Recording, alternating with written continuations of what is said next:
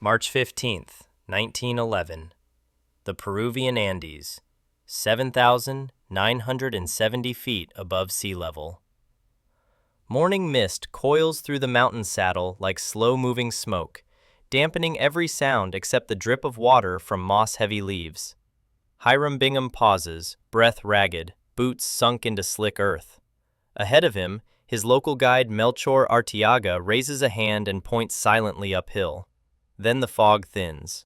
Stone terraces emerge one by one, stacked with impossible precision, climbing the ridge as if the mountain itself has been carved into steps. Walls of finely fitted granite catch the pale sunlight, their edges sharp despite centuries of abandonment. Bingham stands frozen. He has read rumors, heard whispers from farmers, but nothing prepared him for this. Machu Picchu, a city hidden above the clouds, untouched by Spanish conquistadors, absent from colonial records, swallowed by jungle for nearly 400 years. In that moment, history cracks open. But even as the world rushes to marvel at what stands above ground, something far older and far stranger lies beneath Bingham's feet. Unseen, unimagined, and for more than a century, dismissed. For decades after its rediscovery, Machu Picchu was described in tidy academic terms. A royal estate of the Inca Emperor Pachacuti, built in the mid-15th century, a ceremonial retreat, a place of refuge. Its population, scholars insisted, was small, temporary, carefully controlled. The stone was exquisite, yes, but the purpose was clear, or so they believed. What they did not see was the stone that didn't rise into the light, the stone that descended. Fast forward more than 100 years, July 2018, the same mountain ridge, the same thin air. This time, there are no machetes or notebooks. Instead, a low mechanical hum cuts through the silence. A team of Peruvian and international researchers moves slowly across the terraces, dragging sled-like instruments over the ancient ground. Antennas skim stone surfaces, screens flicker with ghostly lines and shapes. Ground-penetrating radar. The technology sends electromagnetic pulses deep into the earth, recording echoes from whatever lies hidden below. Archaeologists have used it to locate graves, foundations, forgotten tunnels. But here, at Machu Picchu, it was expected to confirm what historians already knew. Solid bedrock, simple foundations, nothing more. At first, the data looks ordinary. Horizontal bands, natural stone layers. Then one technician stops walking. He squints at the monitor. Below the central sector of the citadel, the signals change. Sharp interruptions appear where none should exist. Voids, cavities, linear anomalies cutting through what should be solid mountain. They recalibrate, run the scan again. The shapes remain. By 2019, the anomalies multiply. Beneath plazas, beneath ceremonial buildings, beneath areas long assumed to rest directly on carved bedrock. Some voids appear narrow and elongated, like channels. Others widen into chambers. A few descend deeper than expected, far deeper. By 2022, after multiple survey seasons, one conclusion becomes unavoidable. Machu Picchu is not just a city built on stone. It is a city built into stone. And suddenly, the dismissed assumptions begin to crumble. The Inca, according to traditional scholarship, avoided extensive subterranean construction. Their architecture emphasized harmony with the landscape, not domination over it. Their engineering focused on terraces, drainage, and walls, not underground complexity. At least, that was the narrative. But radar does not care about narratives. It shows empty spaces where none should be. It shows alignments too deliberate to be natural fractures. It shows a hidden architecture beneath one of the most famous archaeological sites on Earth. Architecture never mentioned in Spanish chronicles, never described by early explorers, never imagined by historians confident they had already solved Machu Picchu's purpose. Standing on the grass today, you would hear nothing. Only wind slipping through stone corridors, birds circling below the clouds. the faint shuffle of tourists' feet above secrets sealed for centuries. But beneath you, the mountain is hollowed in places. Why? Some researchers suggest advanced drainage systems, an unseen hydraulic network designed to control rainfall on a scale far more complex than previously understood. Others point to ritual spaces, subterranean chambers tied to Inca cosmology, where the underworld, Uku Pacha, was not symbolic but physical. And then there are those who hesitate before saying anything at all, because if the underground structures are as extensive as the radar suggests, then Machu Picchu was never meant to be small, never meant to be temporary, never meant to be simple. It was planned, engineered, and possibly built for purposes that Spanish history never recorded, because the Spanish never found it. The ancient stone above the clouds has kept its silence for centuries. Now, slowly, reluctantly, it is beginning to speak. The radar data spreads across the table inside a temporary research shelter, its fluorescent glow stark against the ancient stone walls outside. Lines intersect, shadows deepen. What once appeared as solid mountain now looks perforated, interrupted by geometry that does not belong to nature alone. To understand why this matters, you have to understand how the Inca viewed the world. For the Inca, reality was divided into three interconnected realms. Hanan Pacha, the world above, home of the sun, moon, and stars. K Pacha, the living world of humans, animals, and stone. And Uku Pacha, the inner world beneath the earth, associated with ancestors, creation, death, and rebirth. This was not metaphor. Mountains were living beings. Stones were ancestors frozen in time. And caves, natural or carved, were sacred portals. They were entrances into Uku Pacha, places where the boundaries between worlds thinned. Machu Picchu sits precisely at the intersection of these beliefs. Perched between two peaks, Machu Picchu Mountain and Huayna Picchu, it is surrounded by steep drops on all sides, encircled by the Urubamba River far below. Even its position is cosmological, aligned with solstices, cardinal directions, and sacred peaks known as apus. What the radar reveals now is that this sacred geography may not have ended at the surface. Beneath the Temple of the Sun, one of the most important structures in the city, anomalies appear directly below the curved stone wall. This is no ordinary building. Its stones are among the finest at the site, shaped to millimeter precision, fitted without mortar. During the June solstice, sunlight pours through a trapezoidal window, illuminating a carved stone altar inside. Below it, radar suggests voids, possibly chambers or tunnels. This is unsettling, because directly beneath the Temple of the Sun lies a natural cave, long known but poorly understood.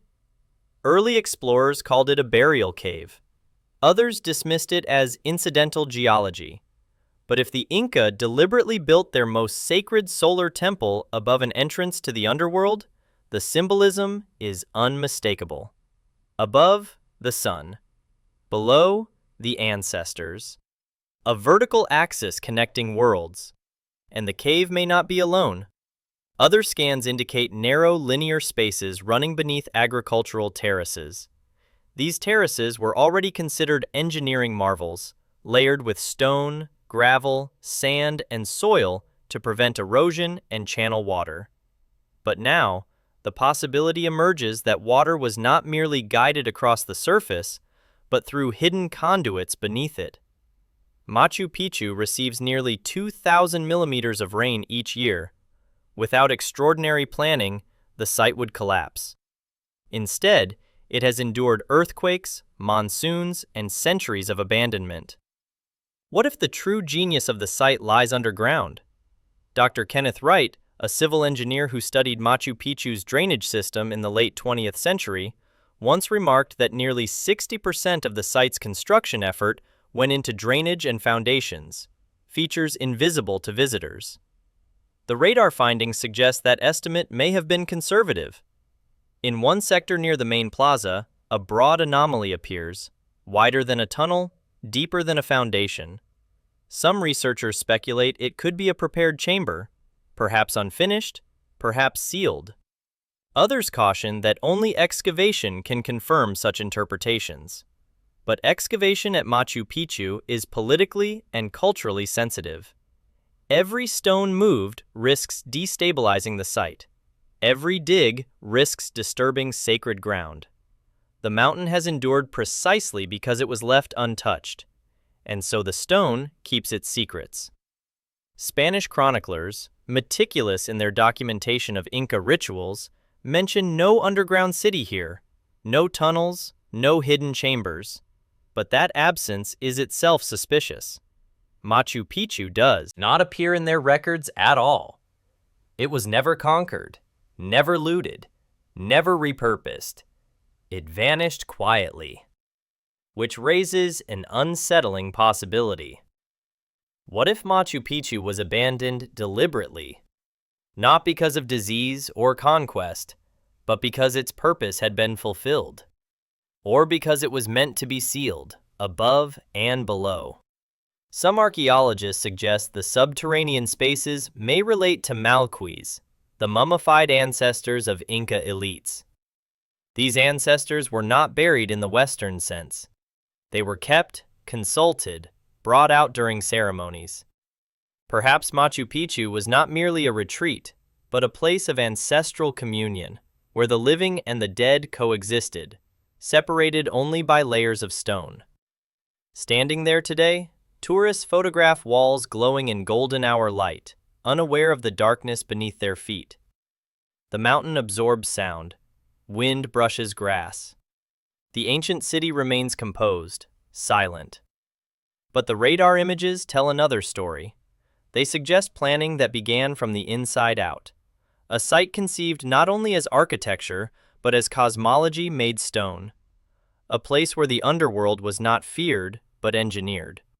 Historians once dismissed the idea of complex subterranean construction here as unnecessary, implausible, even romantic speculation, until the data appeared. And now, the question is no longer whether something lies beneath Machu Picchu, but why it was hidden so carefully. The stone above the clouds is revealing its depth, and the deeper we look, the less certain the old explanations become. As the radar surveys continued, a pattern began to emerge, one that troubled even the most cautious researchers. The subterranean anomalies were not random. They followed axes, they respected alignments, they appeared where Inca ritual logic would demand them to be. This was not accidental geology. One of the most persistent signals appeared beneath the Intihuatana, the carved ritual stone often called the hitching post of the sun. Scholars believe it was used to mark solstices, possibly to symbolically tie the sun in place during the winter months. The Intihuatana sits on a high, exposed platform, an unmistakable place of power. Radar scans beneath it revealed irregular voids, deeper than the surrounding foundations. No excavation has confirmed their nature, but their location alone raises questions. Why reinforce the most sacred solar marker with deeper than necessary foundations? Why carve into bedrock where a simpler solution would suffice? Some researchers propose that these spaces acted as acoustic chambers. Stone, when hollowed in specific ways, can amplify sound. Ritual chants, drums, wind. If underground chambers existed beneath ceremonial platforms, they may have transformed sound into something felt rather than heard, vibrations passing through stone into the body. In Inca belief, sound was not entertainment, it was communication, a way to speak with the mountains themselves. Others point to thermal regulation. Subterranean spaces maintain stable temperatures. Combined with stone architecture, they could preserve organic material, textiles, offerings, perhaps even human remains, in conditions that slowed decay. But here, science encounters its limits. Because Machu Picchu shows no evidence of large-scale burial typical of a population center, no mass graves, no cemeteries, which has long supported the idea of a small, elite population. Yet the underground spaces imply preparation for something extensive, something unseen. Another theory begins to circulate quietly among specialists. What if Machu Picchu was never finished? Inca construction often occurred in phases, guided by omens, political shifts, or the death of a ruler. Pachacuti, credited with commissioning Machu Picchu, died around 1471. His successor may have had different priorities. Spanish invasion followed shortly after. If underground construction was underway, if chambers and conduits were being carved when the empire collapsed, then what we see today may be a paused project, frozen in time. But even this explanation falters under scrutiny. The engineering precision required to hollow stone beneath already standing structures suggests planning from the beginning. You do not carve voids under temples as an afterthought. You build around them, above them, because one miscalculation could collapse everything. Which leads to the most unsettling question of all. How did the Inca know where to carve? Modern engineers rely on seismic surveys, computer modeling, and geological data to assess subsurface stability. The Inca had none of these. Yet Machu Picchu sits on a fault zone, a place where tectonic plates meet. Rather than avoiding it, the Inca exploited it, using fractured stone to shape blocks that fit together with earthquake-resistant flexibility. They read the mountain. They understood stress lines, water paths, stone behavior under pressure. Knowledge passed not through equations, but through generations of observation. The radar anomalies suggest they extended this knowledge inward. Some voids appear to follow natural fractures, expanded deliberately. Others cut across them, reshaping the mountain's interior. This hybrid approach, working with nature, then overriding it, mirrors Inca architecture above ground. But beneath the surface, the stakes are higher. Collapse would mean death. Yet the city stands, still. There is also the matter of access. If tunnels or chambers exist, how were they entered? No visible staircases descend into the mountain. No open shafts invite exploration, which implies intentional sealing, concealment, or both. Spanish chroniclers never mention underground sanctuaries here. They describe temples, plazas, rituals, but no descent into darkness. That silence could mean ignorance, or exclusion. Perhaps only a select few were allowed below. In Inca society, knowledge was power, sacred knowledge even more so. Priests, engineers, and nobles operated within strict hierarchies. If Machu Picchu housed secrets meant only for initiates, sealing them would preserve both their sanctity and their safety. The jungle did the rest. As moss crept over stone and roots split walls, memory faded, the city vanished, and with it, whatever lay beneath. Today, tourists walk carefully along marked paths. Guides speak of astronomy, agriculture, empire.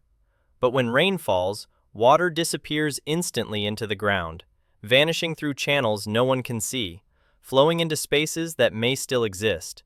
Spaces science has detected, but not yet touched.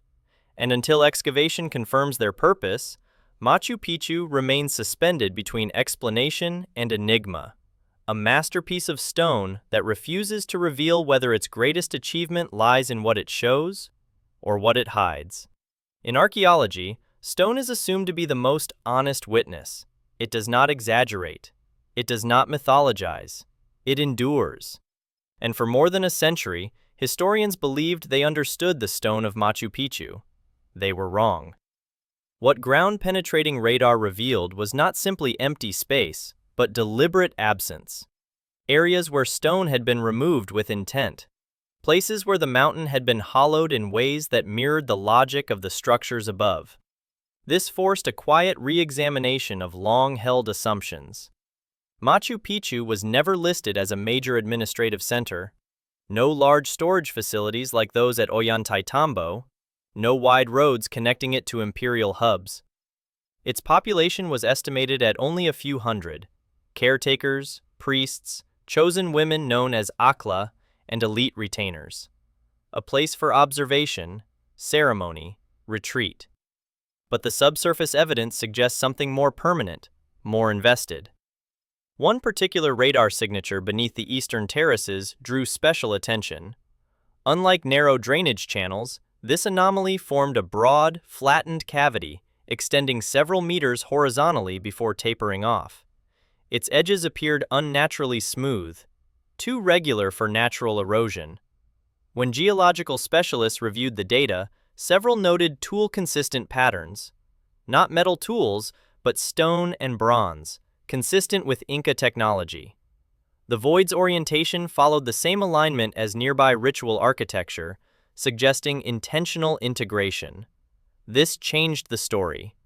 Because such work requires time, labor, planning across generations. You do not carve chambers beneath a mountain city unless you expect it to endure. And Machu Picchu endured because it was built to. The Inca believed stone had memory, that mountains recorded human action. This belief shaped their architecture: walls that echo natural rock faces, blocks that appear grown rather than placed. To carve into the mountain itself was not violation, it was dialogue. Yet Spanish chroniclers portrayed the Inca as builders of surfaces, not depths. Their temples were admired, their roads feared, but their underground world went unrecorded. That omission is revealing. Spanish conquest was rapid and violent, but also selective. Sacred sites were dismantled, gold removed, but Machu Picchu was never found. Its remoteness saved it, and whatever lay beneath it remained sealed, not by conquest, but by time. By the late 20th century, Machu Picchu had become a symbol of harmony, of lost genius, of an empire frozen at the moment of contact. The idea that it concealed deeper complexity threatened that image. Early proposals to explore subsurface features were dismissed as unnecessary or risky. Funding agencies declined. Scholars cautioned against speculative archaeology. The mountain, they argued, had already told its story, until the stone itself contradicted them. Radar does not speculate, it records, and it recorded absence where presence was expected. As debate intensified, two camps emerged. One argued for purely functional explanations: drainage, stabilization, erosion control. The other, more controversial camp, suggested ceremonial or symbolic purpose. Both camps agreed on one thing: the Inca possessed a geological understanding that rivaled modern engineering intuition. They built on fault lines intentionally, allowing stones to move without collapsing. They shaped blocks that interlocked through seismic motion, and now, evidence suggested they manipulated the mountain's interior with similar foresight. This reframed Machu Picchu not as an isolated masterpiece, but as part of a larger Andean tradition of subterranean engineering. At sites like Chavin de Huantar, dating back to 900 BC, underground galleries channeled water and sound, producing roaring effects during rituals. At Cusco, hidden passages and foundation chambers were rumored beneath temples long destroyed. Machu Picchu may represent the culmination of that lineage, not just architecture in stone, but architecture of stone. Standing on the terraces at sunset, golden light washing over granite, it is easy to believe the city has revealed itself fully, that its mystery lies in elevation and isolation. But the radar images tell a different story. They show a city that extends downward, not outward, a place where meaning deepens as light fades, where the most important structures may never have been meant to be seen. Historians dismissed the idea of hidden complexity beneath Machu Picchu because it contradicted the visible narrative, until its true depth changed everything. The deeper the researchers looked, the more one detail refused to be ignored, not what the radar showed, but what history did not. There are no Inca texts describing Machu Picchu's underground spaces, no Spanish accounts of tunnels sealed by priests. No legends recorded by early chroniclers that speak clearly of a hidden world beneath the citadel. In a civilization that encoded meaning into every stone, this absence is unsettling. Silence, in archaeology, is rarely accidental. The Inca were meticulous record keepers. Through quipu, knotted cords that stored numerical and possibly narrative information. While most quipu were destroyed during colonization, surviving examples reveal administrative precision. Harvests, labor quotas, population counts. Yet Machu Picchu appears nowhere. It is as if the site was deliberately excluded from imperial accounting. Some scholars argue this omission supports the idea that Machu Picchu was a private estate, not meant for public record. But the scale of underground engineering suggested by radar complicates that explanation. Private estates do not require extensive subsurface planning carved into a mountainside, unless their purpose was never meant to be known. Local Quechua oral traditions offer fragments. Stories of Pacos, ritual specialists who entered the mountain to speak with ancestors. Legends of sealed caves where knowledge was stored until a future age. Most were dismissed by early archaeologists as folklore, interesting but unreliable. Now, with evidence of hidden spaces beneath Machu Picchu, those stories are being revisited. One account speaks of the sleeping places of the old ones, chambers where stone and bone shared silence. Another describes a mountain that was opened and closed like a mouth, only during ceremonies timed to celestial events. These are not maps, not instructions, but they align disturbingly well with the physical evidence. If the Inca believed that the most sacred knowledge belonged below the surface, protected from light, sound, and uninitiated eyes, then sealing it would be an act of preservation, not concealment. Modern researchers face a dilemma. To excavate risks destabilizing one of the world's most fragile heritage sites. To leave it untouched risks never knowing what lies beneath. Peru's Ministry of Culture has repeatedly emphasized conservation over exploration. Machu Picchu survives because it was not disturbed. And so the underground remains theoretical. Yet technology continues to improve. New radar systems penetrate deeper with higher resolution. Seismic imaging can now detect microvoids without breaking stone. Each advancement sharpens the image, but stops just short of revelation. The mountain offers hints, not answers. Standing near the Temple of the Condor at dusk, shadows pool in carved stone wings. The air cools rapidly. Wind moves through narrow corridors, producing low tones that echo briefly before fading. You can feel the mass of the mountain beneath your feet, a weight that presses downward, ancient and patient. Somewhere below, there may be chambers no human has entered in centuries, or perhaps millennia. The Inca built for eternity. They shaped stone to outlast empires. If they sealed something beneath Machu Picchu, it was not meant to be rediscovered easily. It was meant to endure, unchanged, undisturbed, until then. The mountain itself decided otherwise. Historians once dismissed the idea of hidden depths here because it threatened a comfortable narrative. A beautiful ruin, a lost city, a solved mystery. But the stone has complicated that story, and now, Machu Picchu stands as something more unsettling than a marvel. It stands as a question, one that echoes downward into silence.